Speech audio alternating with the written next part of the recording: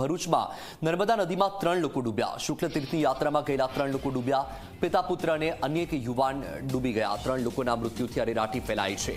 તો ઘટના ભરૂચમાં બની છે। નર્મદા નદીમાં 3 લોકો ડૂબી ગયા।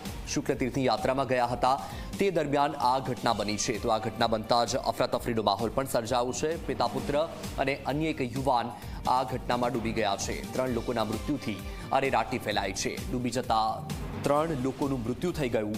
નર્મદા નદીમાં આ 3 લોકો ડૂબી ગયા હતા। ભરૂચની આ ઘટના છે। આ ઘટના બાદ જે સ્થાનિક લોકો છે તે પણ ત્યાં પહોંચી ગયા હતા અને તમામ લોકોમાં આ અફરાતફરીનો માહોલ સર્જાયો છે, કારણ કે અચાનક આ 3 લોકો નર્મદા નદીમાં ડૂબી ગયા હતા અને 3 લોકોનો જીવ ગયો છે।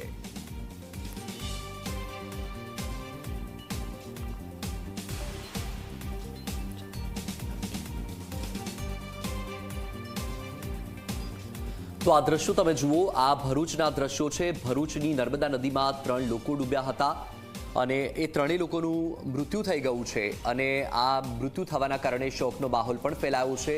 તમામ લોકો જે ત્યાં પહોંચ્યા હતા તેમનામાં પણ અરેરાટી ફેલાઈ છે।